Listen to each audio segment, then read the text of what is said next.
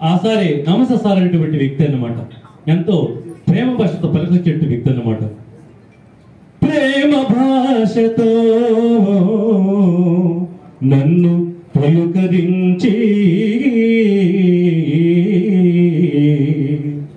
ప్రేమ భాషతో మనులను పలుకరించి, మలినములేని మనసుతో సహకరించి, మదిని దోచిన భరతమాత ముద్దు బిడ్డ, మదిని దోచిన భరతమాత ముద్దు బిడ్డ, నిత్యము వెలుగుందు తెలుగు గడ్డ.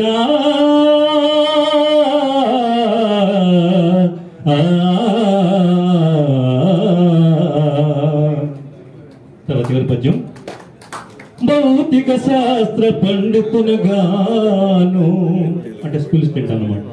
భౌతిక శాస్త్ర పండితుగాను 38 వత్సరములను సేవ చేసి, మరి శేష జీవితాన శిరము వంచి,